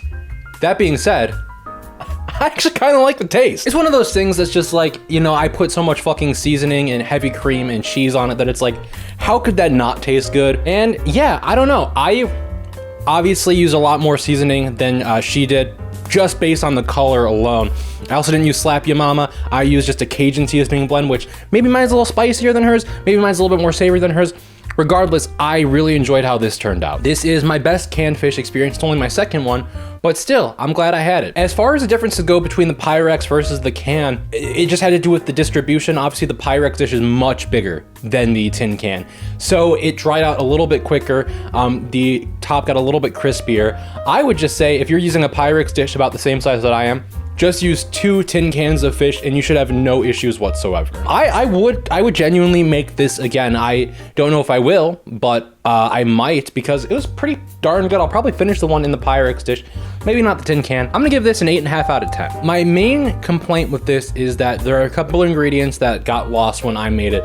Particularly the lemon juice didn't really seem to do much, which is crazy considering the mackerel I used was also lemon flavored. So I basically had double lemon flavoring in there, and it still just got completely lost. Also, the garlic got lost, which is just a complaint I have about jarred garlic in general. It's just not as potent as fresh garlic. Sue me. Easiness to make. Honestly, I'm gonna have to give this a 9 out of 10. Really simple, you know, as long as you got the air fryer, the Pyrex dish. This wasn't too hard. It wasn't that gross either. Draining the canned fish wasn't that nasty. I thought it would be a little bit more nasty. I thought it would be more of a fishy smell in the house, but since I drained all of the fish juice out as per the instructions, there was no fish smell coming through the house. It really just smelled of Cajun seasoning and cheese, which is a great smell to have wafting through the house. Thank you so much for watching. Subscribe. Here's the Patreon read. I want to give a huge thank you to all my Patreon supporters for keeping the channel going. Maddie Online, Dakota, Nolan, Minecraft Stever, Monty, Zachary Brown, Starfly, Abby Boyd, Holland, and Nick. Subscribe to my Patreon with the link in my description below. Only $1 a month. It's really just to show your support for the channel. Thank you. Bye-bye. After 2 not so great videos in a row, we get back on track with the Beanut Butter Cup. I thought this was such a funny idea, you know, essentially making like a shitpost recipe, which I don't like doing all the time, but for this one, I thought it was fun enough and simple enough as well. That's a big part of it. It was simple to, you know, justify being on this channel. I think the jokes were good. I think it made a killer thumbnail, killer title. I was really cooking with like all the SEO stuff on this video, and it reflected in the views quite nicely too. I was very happy with how this video turned out and how it performed. So, Beanut Butter Cup. Welcome back to Definitely Real Chef, where I take recipes I find online and let you know whether or not they're worth making. Also, whether or not life is worth living. Sometimes, the best things in life are the simplest. A cool breeze on a warm summer day. A smile from a friend. The sound of mourning doves at the break of dawn. But sometimes, the simplest things in life can also be the worst. Stubbing your toe on a hard table leg. Your shirt catching on the door handle when you're already upset. Burning your mouth on the scorching exterior of a Hot Pocket to discover the inside is still ice cold. Today's recipe is simple as can be and will certainly fall into one of those two categories. Which one will it be? Keep watching to find out. It'll probably be the second one. It's probably gonna be the bad one. It's probably gonna not taste good. Today's recipe is a baked bean filled chocolate cup. Think a Reese's peanut butter cup, but instead of peanut butter, it's beans. Normal things going on the channel today. What do you think of the name Cowboy Cup? I think it's got a bit of a flair to it. I think there's enough association between cowboys and baked beans that it makes sense. I do like the name Beanut Butter Cup, which I have seen other people call this recipe. It's got a nice simplicity to it, but what do you think? This is really the first recipe on this channel that genuinely feels like a shit post, but I still feel like there's enough merit in this to give it a shot. I was facing the wrong way. This recipe is a ticking time bomb, especially if you live with other people. Can you imagine going to take a bite of a Reese's peanut butter cup and finding out it's actually a Beanut Butter Cup or a Cowboy Cup, trademark pending? Fun fact about beans and Reese's peanut butter cups: beans are supposed to be enjoyed hot. Reese's peanut butter cups, room temperature at best. Are you seeing the friction this may cause in the final product? I am going to be eating room temperature beans, which doesn't sound yummy. I mean, obviously the alternative, you could heat up the peanut butter cup, but then the chocolate will melt and you'll just have warm chocolate bean soup, which doesn't sound like a terrible idea, but that's not what we're testing. This recipe came to me in a dream, actually. Nope, sorry. This recipe came to me in a meme. And it took more investigation than I'd like to admit to find the original source, but I think I was able to locate it, and I think it does come from @thevulgarchef on TikTok. Although I can't imagine he actually really wants to be credited with this recipe. Attributing a name to this recipe feels more like an accusation than credit. Now, this is probably our most in-depth and complicated ingredients list we've ever seen on this channel, so let's stop making jokes and stalling and get right into the ingredients. Today's ingredients are beans and melting chocolate. First, you're gonna wanna grab a muffin tin and line a few of the divots with aluminum foil. Make sure that the way you line them makes it so nothing can actually touch the tin. I'd recommend doing more than you need just in case things go awry. Once you have those lined, open up your baked beans and scoop some into the aluminum cups. Don't fill these up super high, but make sure you get a healthy amount of beans as well as a good amount of juice so they can, actually freeze. Next, you're gonna pop them into the freezer for roughly 45 minutes or just until frozen solid. I just was kind of checking on them over time. Once your beans are frozen solid, you can start melting your chocolate, but I'd recommend leaving the beans in the freezer the entire time until you are completely ready to pour the chocolate. To melt your chocolate, you're gonna use a double boiler, which is what this is, albeit mine is bad because the sizes are wrong. Your inner bowl shouldn't really dip this far into the pot, but my pot was way too big and I kept splashing water everywhere. It's also important to note that you shouldn't let your water actually boil, but mine did.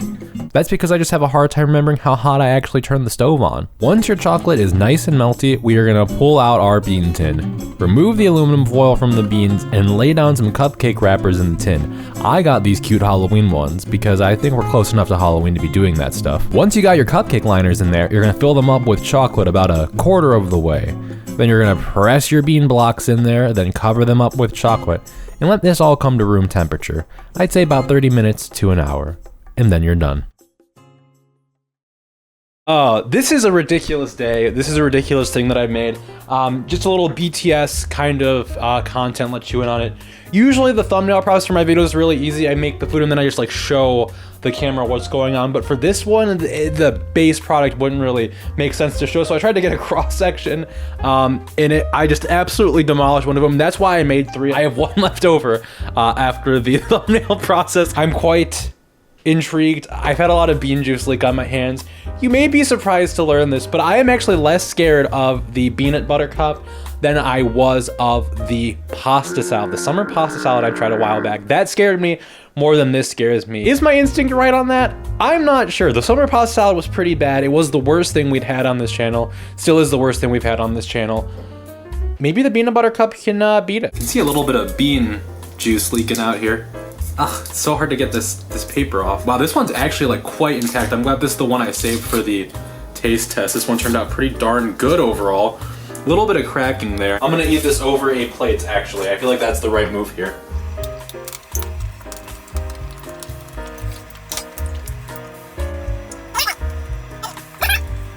It was swallowable. I say it on camera to prove that it was swallowable. I feel like you wouldn't believe me otherwise. It's pretty rare on this channel where I feel like I have a very succinct review of what I just did. I feel like a lot of the times I'm struggling to find the words and my thoughts are all jumbled up and confused, and it makes this process pretty long, but I know exactly what I want to say for a change. Taste-wise, I'm going to give this a score of a 4.5 out of 10.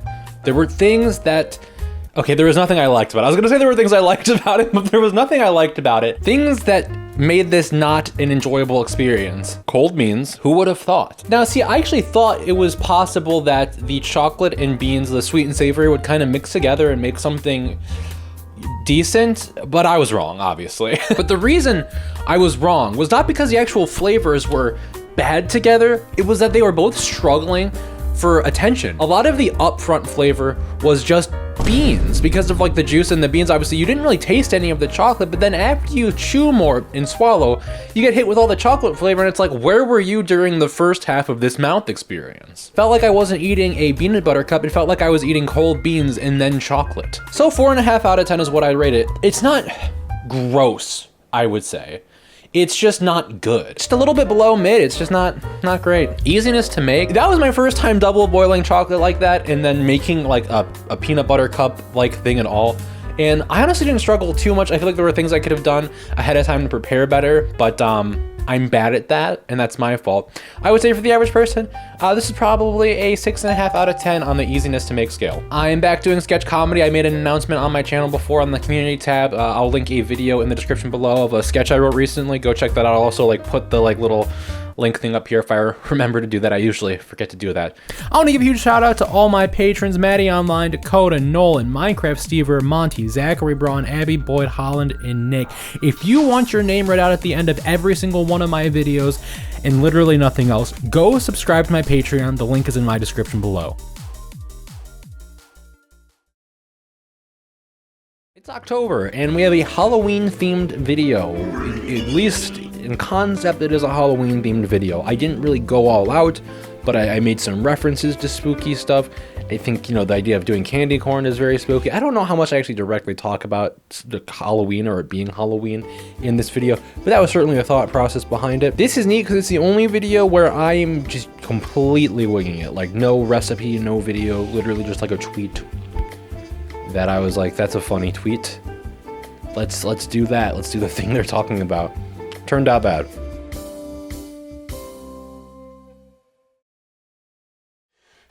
Welcome back to Definitely Real Chef, where I take recipes online, let you know how good they taste and how easy they are to make. The internet does not go easy on white people food. From coleslaw to allegations of under-seasoning and gentrified barbecue places that serve you $50 plates that look like this, it is understandable why the internet turns a cold shoulder to white people cuisine. And 9 times out of 10, not only do I agree with the internet, hell, I join in on the dog pile. Take for instance this video I posted over the summer of an absolutely horrendous pasta salad recipe that is undeniably white in nature. But today is not one of the 9 times. Today, my friend, is the 10th time I am coming to the defense of white people, which does not feel good to say in the modern political climate. Check out this tweet I saw. I'm gonna warn everyone right now, if I ever in my life bite into a brownie and taste a raisin, I'm taking that as an act of war and invitation to fight. Calm down, Chaos Robot, you're talking like the California Raisin Man murdered your family. I understand there is a stigma around raisins and white people putting them in things they don't belong in, like potato salad, for example, but brownies in potato salad, well, that's just not the same thing. Raisins are fruit, and fruit plus chocolate is an all-timer combo, and raisins can be great in desserts. Take oatmeal raisin cookies, for example. This dessert cannot be that bad. And no, please don't point out how saying it can't be that bad is essentially begging for something to, in fact, be that bad. Not only do I not think this is crazy, I think, dare I say, I think this idea could be good. This recipe could be redemption for white people. Just in regards to culinary things, not the whole of history. Also, happy Halloween. Slightly early. For this video, I'm also going to be trying to put candy corn in brownies as well, because let's be honest, candy corn is the white people food of Halloween candy. This is such a simple recipe, I feel silly doing the instructions section like normal. All we're doing for this is following the directions on the back of the box, mixing together our brownie powder with all the wet stuff,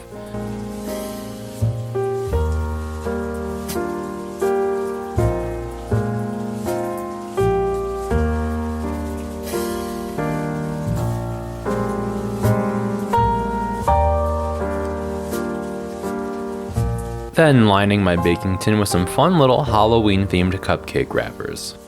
Next, I'm filling those cupcake wrappers halfway with brownie mixture, dropping just a few raisins in them, about 6 or 7, and in the candy corn ones, just putting 4 in there.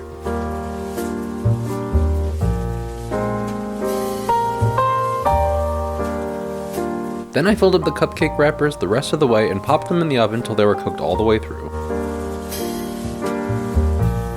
Okay, those brownies took a lot longer to cook than expected, and I don't know why. But they're done now. I don't remember which ones are which, so I'm going to be biting into them, not knowing if it's going to be filled with raisins or candy corn. Regardless, let's get this show on the road.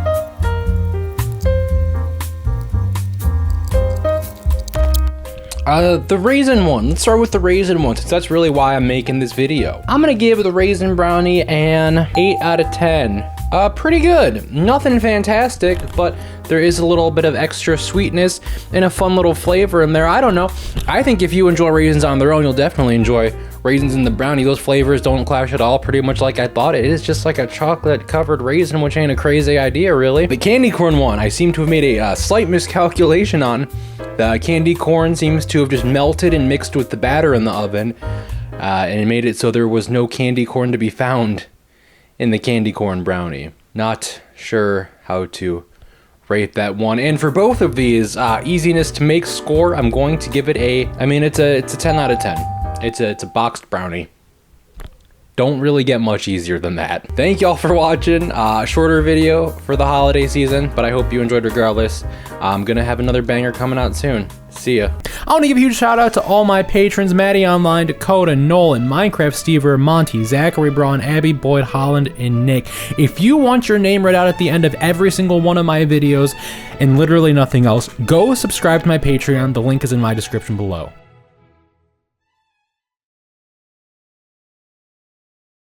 I think everyone who makes content online has expectations for how each individual thing they post will perform, whether that be good or bad. Some things we expect to perform real badly, some things we expect to hit real well in the algorithm. And sometimes we think they deserve more than they do, or they don't deserve as many views as they do. This is one of the only videos on this channel where I truly believe it deserved more views than it got. I think it was just, maybe this idea of Skyline chili pizza didn't translate well to like a thumbnail or the audience that it was getting out to. But I think this video is really great. I love the jokes in it. The recipe turned out good. The origin of the recipe was fun, and it's local-ish to me, so that was really cool. So I happy to have this one posted again in this channel in some manner.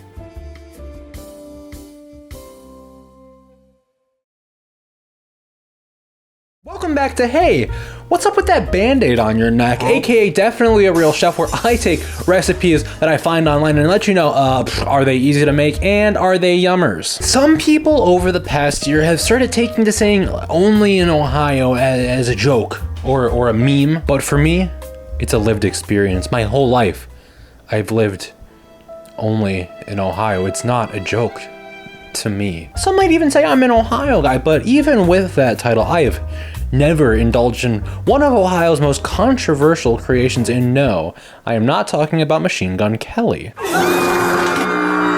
No. I'm talking about Skyline chili coming from my not hometown of Cincinnati, Ohio. Well, I may be from Ohio, but Cincinnati? Pfft, I'd rather solder my nuts to my gooch than spend 15 minutes in that shithole they call a city. Just kidding. I've never been to Cincinnati. I've also never had Skyline chili. Let's change that. Skyline chili thing, not the Cincinnati thing. I would rather solder my nuts to my gooch than spend another day without eating Skyline chili. But today's recipe is not Skyline chili. Today's recipe is Skyline Pizza. Something that I absolutely love about today's recipe is where it comes from. Because first off, not sponsored, this comes from the official Skyline Chili Instagram account. Enough yapping, let's get into our ingredients. Skyline chili. You only really need 1 can, but I have 2. Yellow mustard, Skyline hot sauce, hot dogs, 1 white onion, shredded mild cheddar cheese, and pizza crust. First, preheat your oven to 400 degrees Fahrenheit. I didn't record this, but whatever. Next, you're gonna get a pan, spray it with some nonstick spray, and roll out your crust. Pop that in the oven for about 6 to 8 minutes, just enough to fluff up the crust. While that's baking, take half of your white onion and get it all diced up. You can also cut up 2 to 3 hot dogs right now. I also did not record this part. Once your crust is somewhat fluffy, pull it out of the oven. Top your crust with Skyline chili, That looks like shit from a butt. yellow mustard, diced onion, a bunch of cheese, then your sliced hot dogs. With everything assembled, pop it into the oven for about 5 minutes, then bam, slice it up and you're ready to eat. Pizza is done, and honestly, it's not like any other pizza I have smelled before. As I said in the intro, I've never had Skyline chili before in any form, so the smells, the aromas, the look of it, all of it was quite off-putting to me. And I'm a pretty adventurous eater. I'm not grossed out by this by any means, but it's just not what I expected. First off, it's a lot more liquidy. Another weird thing, cheddar cheese as a pizza topping cheese. I'm not a big fan of that. That's weird. It looks weird. Chopped hot dogs and onions on pizza, also weird. Every part of this is weird except the crust is what I am now realizing. I also got my Skyline chili hot sauce because they said you could top it with some of that, but I'm gonna try it on its own first.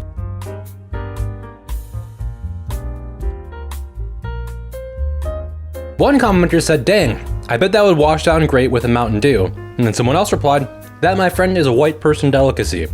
That sounds great. Mountain Dew. One more slice and I'm gonna give my thoughts.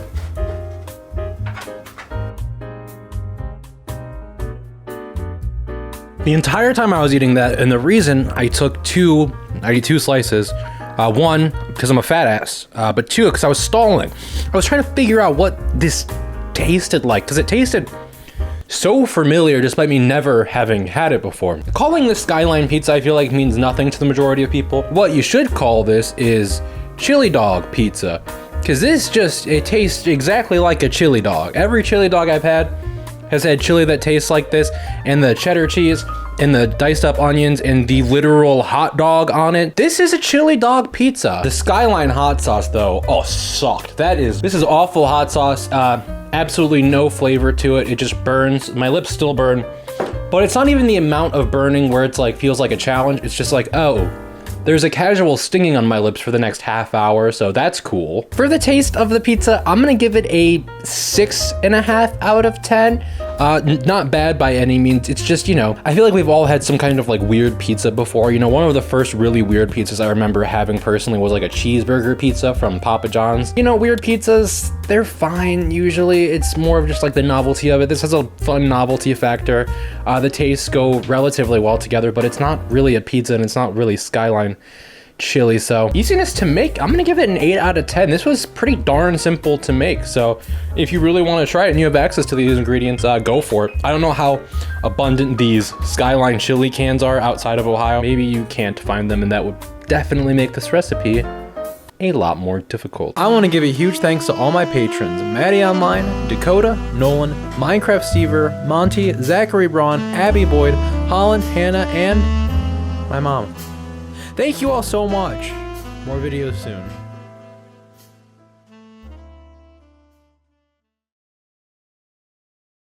Now, after Skyline Chili not performing well and even the brownie video not performing super great either, I fully expected the December video to be like in the trash just because it's the holiday season. Things tend to slow down a lot for the internet, to my understanding at least. I guess, I don't know, just a perfect storm of things was going on with this video. It ended up being like my second best performing video of the year. Definitely second, yeah, because first was the pasta, and I don't think anything else came close to this.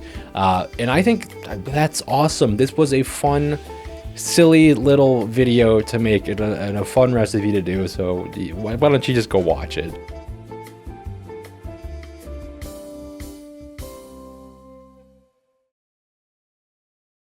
Sure, the holidays may be happy for you, but not for me. I make YouTube videos and study advertising. I get nothing but coal in my stocking. But coal is not nearly good of enough punishment to get back on Santa's nice list. No, I must self-flagellate, and it must be on a public forum if I ever hope to get the Xbox One. Is that the new one? Welcome to Definitely a Real Chef, where I take recipes I find online and let you know whether they taste good and if they're easy to make. I started the channel at the beginning of 2024. In the first video on this channel, I was making bacon ranch pickles, and I thought to myself, hey, you know what sounds like pickles? Pancakes. Kind of. That's right, we're making ranch pancakes. Roll the tape. Can you pancake ranch salad dressing?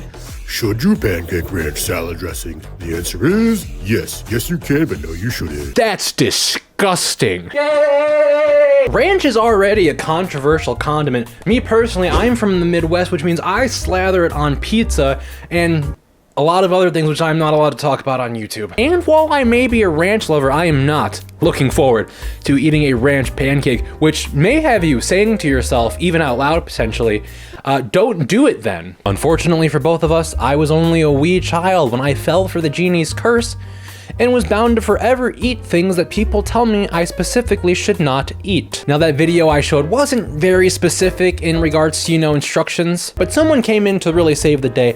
Crocheted by Sarah B 2000 commented, if you want to fix your liquid ratio, just use the same amount of ranch as you would oil and eggs. Then add your milk or water as you normally would, add them to the mix, and you should end up with a perfect ranch salad dressing pancake. So we're gonna be following her instructions because look, I want to give this ranch dressing pancake a fighting chance. So I want my liquid ratio to be right and this to turn out, good. Let's get into it. Our ingredients for today are pancake mix, ranch, and milk.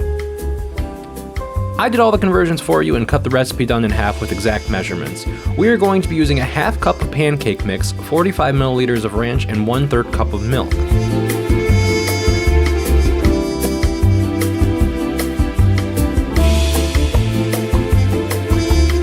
Really nothing special directions wise. Mix it up in a bowl and make sure you get all the clumps out. The last thing you want in pancakes are clumps. Well, maybe the last thing you want in pancakes is ranch, but I digress. Spray some non-stick on your warm pan. Nobody wants to tear up their pancake when it's time to flip. Though make sure to check the pancake once, way before it's ready. This is absolutely vital to the process and not a mistake on my end.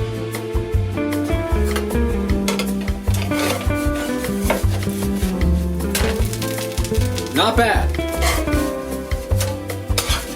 A little more time. Oh, you know what? That's fine. I didn't need that.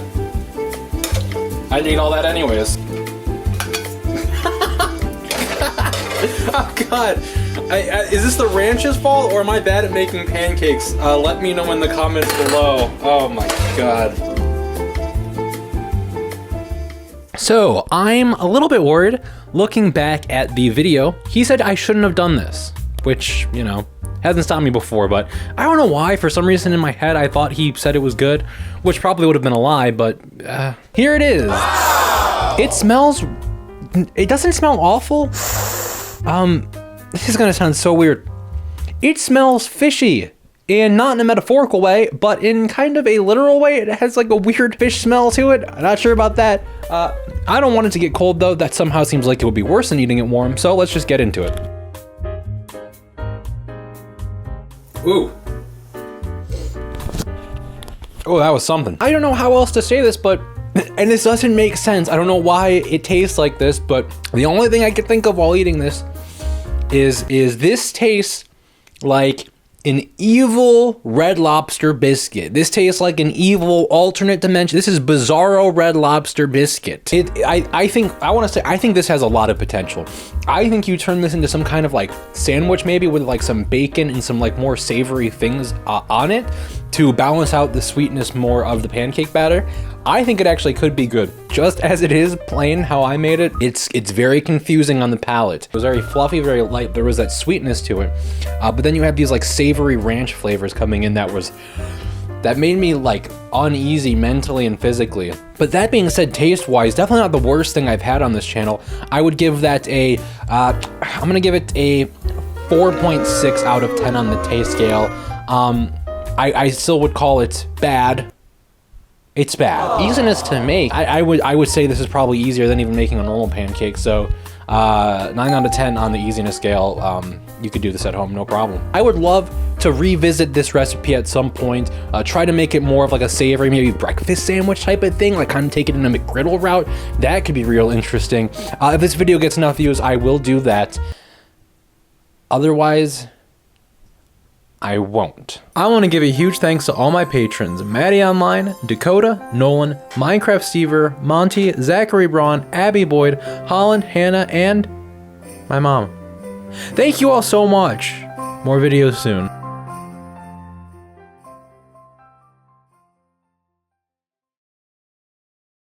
Thank you so much for watching everything, guys. 2024 was awesome. I know we're already probably 2 videos into 2025 by the time this gets posted. But I wanted to do this and say thank you to everyone for how awesome 2024 has been. I don't know if this will actually get me more views, but it was really cool, at least personally, to go back and look at my videos and how things evolved and performed in the highs and lows of high school football. I want to give a huge thank you to all my patrons. Patrons? Maddie Online, Dakota, Nolan, Minecraft Stever, Monty, Zachary Braun, Starfly, Abby Boyd, Holland, Nick, Hannah, and my mom. If you want your name read at the end of my videos for some reason, go to the link below, subscribe Patreon. What?